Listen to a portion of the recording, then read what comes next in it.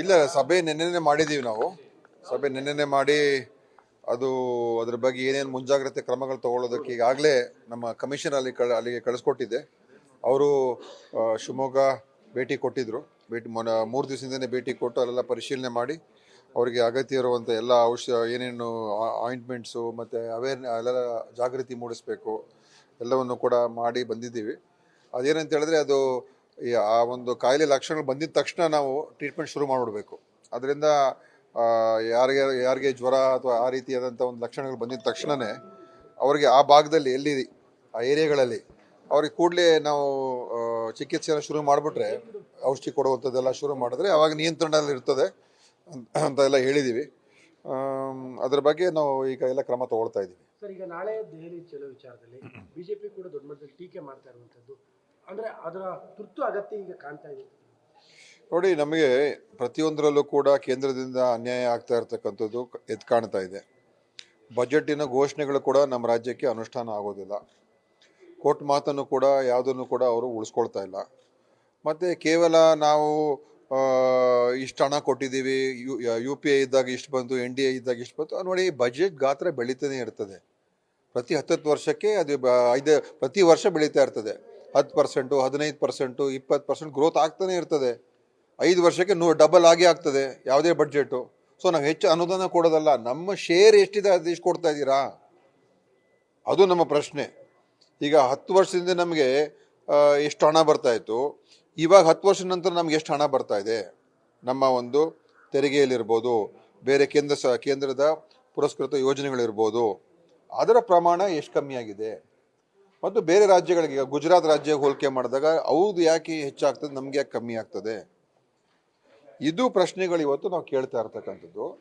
ಈಗ ನಮ್ಮ ಒಂದು ಕಾಂಟ್ರಿಬ್ಯೂಷನ್ನು, ನಮ್ಮ ಕೊಡುಗೆ ದೇಶದ ಒಂದು ಬೆಳವಣಿಗೆಯಲ್ಲಿ, ತೆರಿಗೆಯ ಒಂದು ಬೆಳವಣಿಗೆಯಲ್ಲಿ ಕರ್ನಾಟಕದ ಎಷ್ಟಿದೆ, ನಮ್ಗೆ ಎಷ್ಟು, ನಮ್ಮ ಕಷ್ಟ ಕಾಲದಲ್ಲಿ ನೀವು ಎಷ್ಟು ನಮಗೆ ಸ್ಪಂದಿಸ್ತೀರಾ, ಅದು ಯಾವುದು ಕೂಡ ಕಾಣದ. ಅದಕ್ಕೋಸ್ಕರ ಇವತ್ತು ನಾವು, ಮತ್ತು ಅವ್ರದ್ದೇನಾಗಿದೆ ಅಂತ ಹೇಳಿದ್ರೆ, ಒಂದು ತಾತ್ಸಾರ ಮನೋಭಾವ.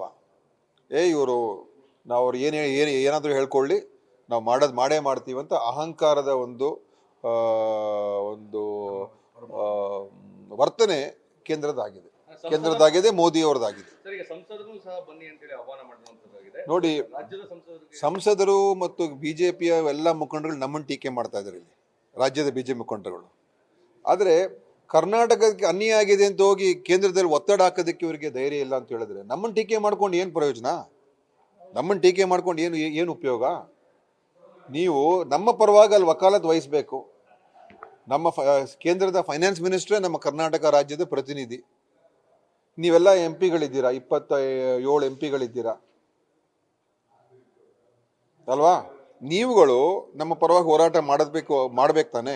ಎಷ್ಟು ದಿವಸ ನೀವು ಏನೂ ಮಾಡಲಿಲ್ಲ, ಸುಮ್ಮನೆ ಕೂತ್ಕೊಂಡಿರ್ತೀರಾ, ಬಾಯಿ ತೆಗೆದ್ರೆ ನಮ್ಮನ್ನು ಟೀಕೆ ಮಾಡ್ತೀರಾ ಹೊರತು ನೀವು ಕೇಂದ್ರದಿಂದ ನಮಗೆ ನ್ಯಾಯ ಕೊಡಿಸ್ತಕ್ಕಂಥದ್ದು ಏನಾದರೂ ಒಂದಾದರೂ ನೀವು ನಿದರ್ಶನ ಇದೆಯಾ? ನಾವು ಕೇಳ್ತಾ ಇರುವಂತದ್ದು, ನಾವು ಕೊಟ್ಟರೆ ದುಡ್ಡು ವಾಪಸ್ ಕೊಡಿ ಅಂತ, ಅದಕ್ಕೆ ಹೋರಾಟ ಮಾಡಬೇಕಾದಂತ ಪರಿಸ್ಥಿತಿ ಬಂದೋಗ. ಅದು ಇವತ್ತು ದೇಶದಲ್ಲಿ ಕೇಂದ್ರ ಸರ್ಕಾರ ಸರ್ವಾಧಿಕಾರಿ ಸರ್ಕಾರ. ಇವತ್ತು ನೋಡಿ, ಸುಪ್ರೀಂ ಕೋರ್ಟು ಛೀಮಾರಿ ಹಾಕಿದ್ದಾರೆ ಚಂಡೀಗಢ ಮೇಯರ್ ಎಲೆಕ್ಷನ್ ಯಾವ ರೀತಿ ನಡೆಸಿದ್ದಾರೆ ಅಂತ. ಜಾರ್ಖಂಡಲ್ಲಿ ಏನು ಮಾಡ್ತಾ ಇದ್ದಾರೆ ಮುಖ್ಯಮಂತ್ರಿಗೆ, ದೆಹಲಿ ಮುಖ್ಯಮಂತ್ರಿಗೆ ಏನು ಮಾಡ್ತಾ ಇದ್ದಾರೆ. ನಮ್ಮ ಸರ್ಕಾರಗಳಿದ್ದ ನಮ್ಮ ಕಾಂಗ್ರೆಸ್ಸಿನ ಜನರ ಅನೇಕ ಮುಖಂಡರುಗಳು ಯಾವ ರೀತಿ ತೊಂದರೆ ಕೊಟ್ಟಿದ್ದಾರೆ. ತಮಿಳುನಾಡಲ್ಲಿ ಏನು ಮಾಡ್ತಾ ಇದ್ದಾರೆ, ವೆಸ್ಟ್ ಬೆಂಗಾಲಲ್ಲಿ ಏನು ಮಾಡ್ತಾ ಇದ್ದಾರೆ. ಎಲ್ಲೆಲ್ಲಿ BJP ಸರ್ಕಾರ ಇಲ್ಲ ಅಲ್ಲಿ ರಾಜ್ಯಪಾಲರು ಇರ್ಬೋದು ಮತ್ತು ಎಲ್ಲ ಸಂಸ್ಥೆಗಳು, ಇವತ್ತು ಯಾವ ಸಂಸ್ಥೆನೂ ಸ್ವತಂತ್ರ ಇಲ್ಲ. ಈಗ IT, ED, CBI ಯಾವ ಸಂಸ್ಥೆನೂ ಕೂಡ ಸ್ವತಂತ್ರವಾಗಿ ಅವ್ರು ನಿರ್ವಹಣೆ ಮಾಡ್ತಾ ಇಲ್ಲ. ಅವರೆಲ್ಲರೂ ಕೂಡ ಇವತ್ತು ಚುನಾವಣೆ ಹತ್ತಿರ ಬಂದಾಗ ಆ ರಾಜ್ಯಗಳಲ್ಲಿ ಹೋಗೋದು, ಆ ರಾಜ್ಯಗಳಲ್ಲಿ ಗಲಾಟೆ ಸೃಷ್ಟಿ ಮಾಡೋದು, ತೊಂದರೆ ಸೃಷ್ಟಿ ಮಾಡೋದು, ಮತ್ತು ಅಲ್ಲೆಲ್ಲ ಒಂದು ಕಿರುಕುಳ ಕೊಡುವಂಥದ್ದು, ಹಿಂಸೆ ಕೊಡುವಂಥದ್ದು, ಸುಮ್ಮನೆ ಎಲ್ಲರ ಮೇಲೆ ರೇಡ್ ಮಾಡಿಸುವಂಥದ್ದು ಉದ್ದೇಶಪೂರ್ವಕವಾಗಿ ಇವತ್ತಿನ ದಿವಸ ಎಲ್ಲ ಮಾಡ್ತಾ ಇದ್ದಾರೆ. ಈಗ ಅದೇ ಇವತ್ತು ಇದು ಸ್ಪಷ್ಟವಾಗಿದೆ. ನಾವೇನು ಹೇಳ್ಬೇಕು, ಇದೇನು ವಿಮರ್ಶೆ ಏನು ಇದಕ್ಕಿಂತ ಬಿಚ್ಚಿ ಹೇಳ್ಬೇಕಾಗಿದೆ. ಇಡೀ ದೇಶಕ್ಕೆ ನಿಮಗೂ ಕೂಡ ನೋಡ್ತಾ ಇದ್ದೀರಾ. ಕರ್ನಾಟಕದಲ್ಲಿ ಕಳೆದ ಚುನಾವಣೆ ನೋಡಿದ್ವಲ್ಲ, ಎಲ್ಲರ ಮೇಲೆ ರೇಡ್ ಮಾಡೋದು, ಟ್ಯಾಕ್ಸ್ ನೋಟಿಸ್ ಕಳಿಸೋದು, ಅವ್ರ ಮೇಲೆ ತೊಂದರೆ ಕೊಡೋದು, ಎಷ್ಟಾಯ್ತು IT, ED ಇದೆಲ್ಲ. ಅದು ಅವ್ರದ್ದು ಒಂದು ಪ್ರೋಗ್ರಾಮ್. ಅದು BJP ಅವ್ರ ಪ್ರೋಗ್ರಾಮ್, ಅದು ಪಾಲಿಸಿ ಅವ್ರದ್ದು. ಸರ್ಕಾರಗಳನ್ನು ಬೀಳಿಸ್ಬೇಕು ಈಗ ಮೇಯರ್ ಚುನಾವಣೆಯಲ್ಲಿ ಹೆಂಗ್ ಮಾಡಿದ್ರು ಚಂಡೀಗಢ್ನಲ್ಲಿ, ಜಾರ್ಖಂಡ್ನಲ್ಲಿ ಏನು ಪ್ರಯತ್ನ ಮಾಡ್ತಾ ಇದ್ದಾರೆ, ಈಗ ದೆಹಲಿಯಲ್ಲಿ ಏನು ಪ್ರಯತ್ನ ಮಾಡ್ತಾ ಇದ್ದಾರೆ, ಕರ್ನಾಟಕದಲ್ಲಿ ಏನು ಪ್ರಯತ್ನ ಮಾಡಿದ್ರು, ಗೋವಾದಲ್ಲಿ ಏನು ಮಾಡಿದ್ರು, ಎಷ್ಟಿದೆ, ಮಧ್ಯಪ್ರದೇಶ ಏನು ಮಾಡಿದ್ರು, ಎಷ್ಟಿದೆ ಉದಾಹರಣೆಗಳು. ಅವ್ರದ್ದು ನೋಡಿ, ಅವ್ರದ್ದು ಹುಟ್ಟು ಗುಣ, ಅದು ಒಂಥರ ಗುಣ. BJPಯ ಸುಮ್ಮನೆ ಹೆಸರಿಗೆ ಮಾತ್ರ ರಾಮರಾಜ್ಯ ಜೈ ಶ್ರೀರಾಮ್, ಮಿಕ್ಕಿದೆಲ್ಲ ಪಾಪದ ಕೆಲಸನೇ ಮಾಡೋದು ಅವರು. ನೋಡಿ ಅದೆಲ್ಲ ಅವರು ಇವತ್ತು ಪ್ರಜಾಪ್ರಭುತ್ವ ಕಗ್ಗೋಲೆ ಅಂತ ಚೀಫ್ ಜಸ್ಟಿಸ್ ಹೇಳಿದ್ದಾರೆ. ಇವತ್ತು ಪ್ರಜಾಪ್ರಭುತ್ವ ಕಗ್ಗೋಲೆ ಮೋದಿಯವರು ಪ್ರಧಾನಮಂತ್ರಿ ಆಗಿದ್ದಿಂದನೇ ಪ್ರಾರಂಭ ಆಗೋಗಿದೆ ನಮ್ಮ ದೇಶದಲ್ಲಿ. ಪ್ರತಿಯೊಂದು ಹಂತದಲ್ಲೂ ಕೂಡ ಕಗ್ಗೊಲೆ ಮಾಡ್ತಾವ್ರೆ.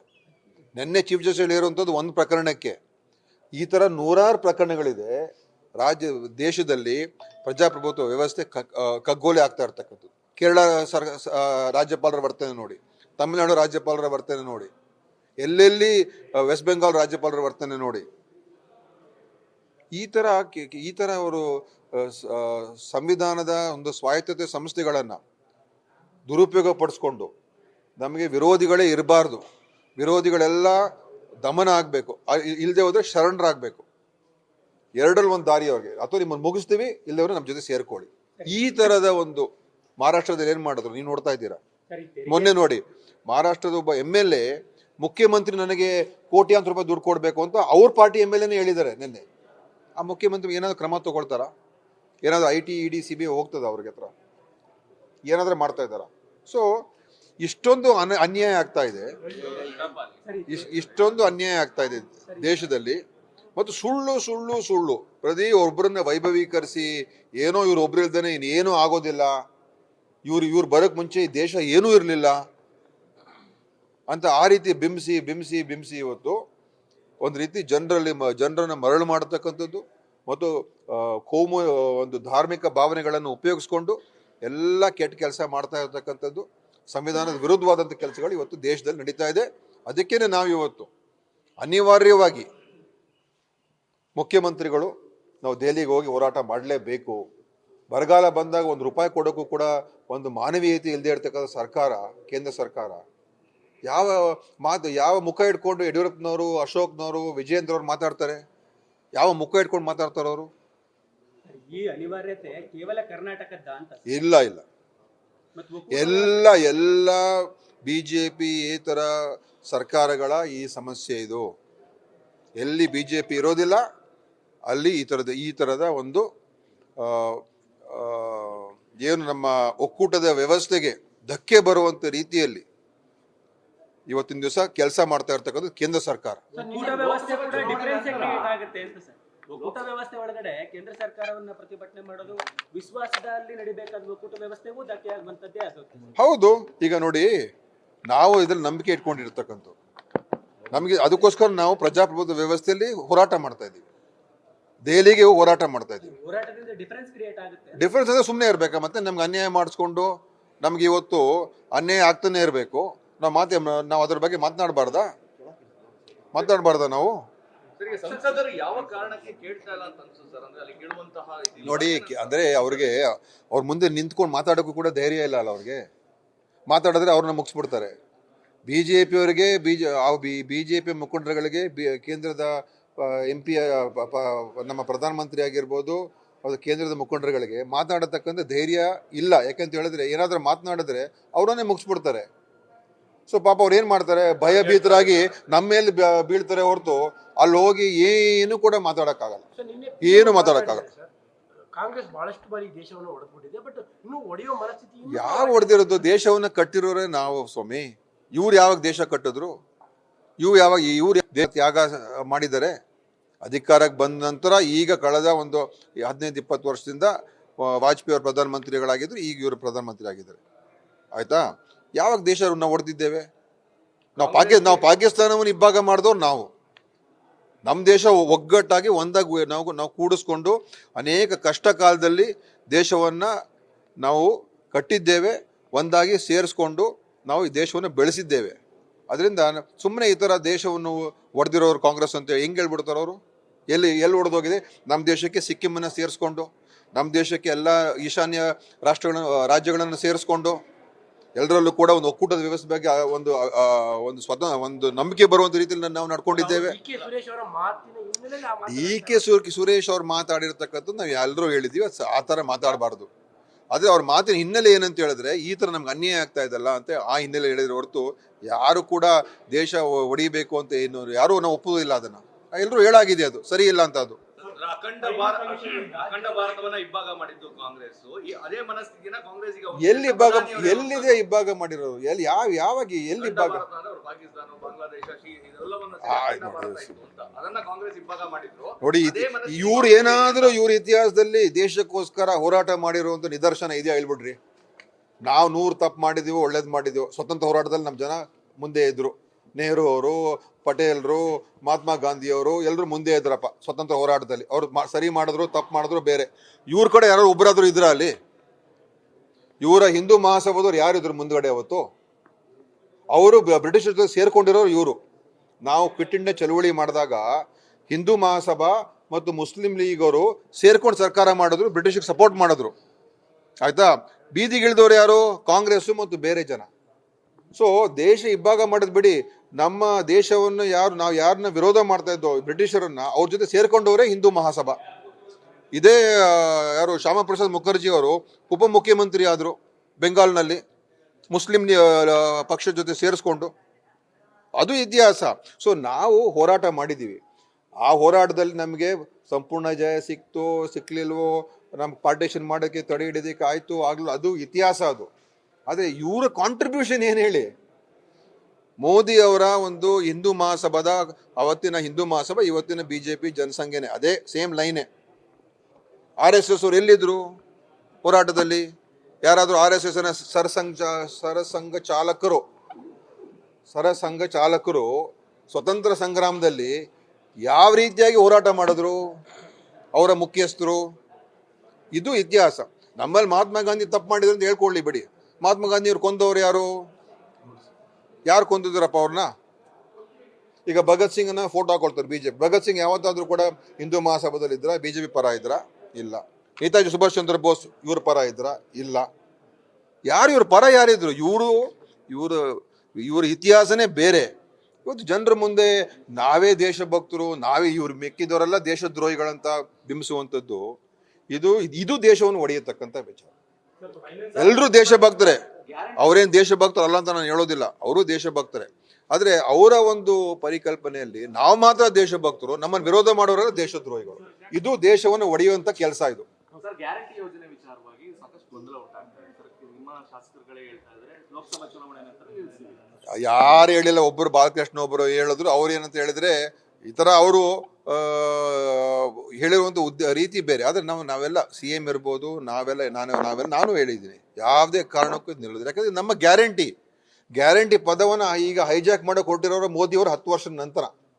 ಯಾಕಂದರೆ ಅವ್ರು ಕೊಟ್ಟಿರ್ತಕ್ಕ ಹಿಂದಿನ ಮಾತುಗಳೆಲ್ಲ ಸುಳ್ಳಿನ ಮಾತುಗಳೇ. ದುಡ್ಡು ತರ್ತೀನಿ ಅಂತ ಹೇಳಿದ್ರು, ತರಲಿಲ್ಲ ವಿದೇಶದಿಂದ.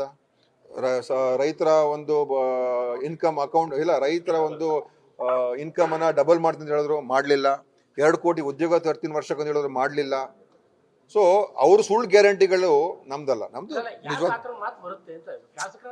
ನೋಡ್ರಿ, ನೋಡಿ BJP ಅವ್ರು ಎಷ್ಟು ಮಾತಾಡ್ತಾರಪ್ಪ. ಇವ್ರು ಯಾರೋ ಅಪ್ಪಿ ಬಾಲಕೃಷ್ಣ ಅವರು ಏನೋ ಒಂದ್ ರೀತಿ ಹೇಳಿದ್ದಾರೆ. ಅವರು ಕೇಳಿ, ನೀವು ಕೇಳಿದ ಮೇಲೆ ನಾವು ಸ್ಪಷ್ಟೀಕರಣ ಕೊಟ್ಟಿದ್ದೇವೆ.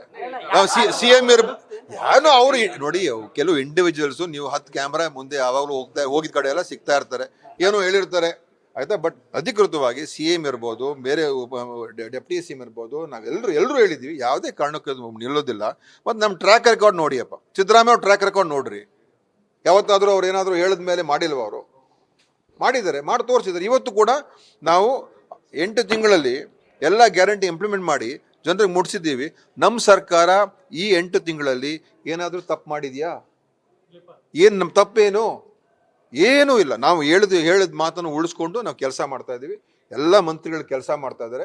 ಸುಮ್ಮನೆ ಯಾವುದೋ ಸಣ್ಣ ಪುಟ್ಟ ಈ ಥರ ಬಾಲಕೃಷ್ಣ ಅವ್ರು ಏನೋ ಹೇಳಿದ್ರು, ರಾಜಣ್ಣ ಅವ್ರ ಮಂತ್ರಿಗಳು ಏನೋ ಹೇಳಿದ್ರು, ಇನ್ನು ಅಷ್ಟು ಬಿಟ್ರೆ ಅದು ಬಿಡಿ.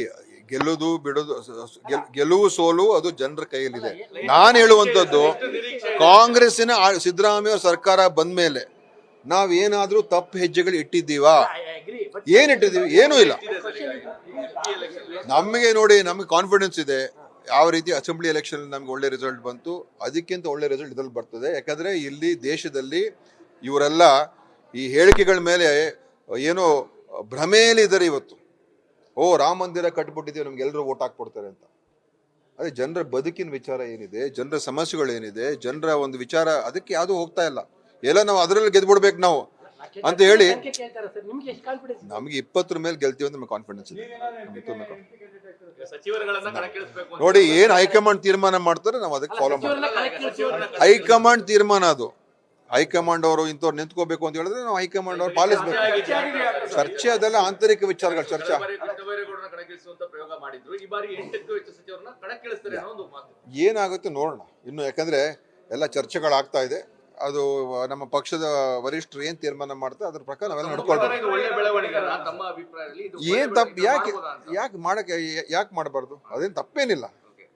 ಬೆಂಗಳೂರು ಭಾಗದ ಪ್ರಭಾವಿ ಸಚಿವರು ಹಾಗಾಗಿ ಕೇಳ್ತಾ ಇದ್ದೀವಿ, ಆತರ ಹೆಚ್ಚಿನ ಸ್ಥಾನವನ್ನ ಗೆಲ್ಲಲಿಕ್ಕೆ ಅದೊಂದು ಮಾಡಬಹುದಾ ಕಾಂಗ್ರೆಸ್? ನೋಡಿ, ಹೇಳಿದ್ನಲ್ಲ, ಅದ್ರಲ್ಲಿ ಏನು ತಪ್ಪಿಲ್ಲ. ಮಾಡ್ಬೋದು, ಮಾಡೋ ಸಾಧ್ಯತೆಗಳು ಕೂಡ ಇದೆ. Okay okay. ಫೈನಾನ್ಸ್ ಕಮಿಷನ್ ಇದರಲ್ಲಿ ನೀವು ಸೌತ್ನವ್ರು ಯಾವತ್ತು ಹೋಗಿ ಡಿಮಾಂಡ್ ಮಾಡಲ್ಲ ಅಂತ ಹೇಳಿ one of the argument NDA partners ಇಂದ. So this is the resultant in the lower allocation for the southern state. This is the, because they are saying Kerala is there, Tamil Nadu is there, Telangana is there, Andhra. So you can go and fight in the commission meeting. Many times they say they not fight. ನೋಡಿ, commission ಮುಂದೆ fight ಮಾಡೋದು. ಆಮೇಲೆ commission ಹೇಳಿದ್ರು ಕರ್ನಾಟಕಕ್ಕೆ ಅನ್ಯಾಯ ಆಗಿದೆ ಅಂತ ಹೇಳಿ 5,000-5,500 ಕೋಟಿ ಕೊಡಬೇಕು ಅಂತ ಕಮಿಷನ್ ರೆಕಮೆಂಡ್ ಮಾಡಿದ್ರು. ಆ ರೆಕಮೆಂಡೇಶನ್ ಕೂಡ ಇಂಪ್ಲಿಮೆಂಟ್ ಮಾಡೋದಕ್ಕೆ ನಮ್ಮ ಫೈನಾನ್ಸ್ ಮಿನಿಸ್ಟರ್ ರೆಡಿ ಇಲ್ಲ ಅಂತ ಹೇಳಿದ್ರೆ, only 5,000 sir, you are talking about more. We are talking even 5,000 crores ಕೊಡೋಕ್ಕೂ ಕೂಡ ಆಗ್ತಾ ಇಲ್ಲಲ್ಲಪ್ಪ.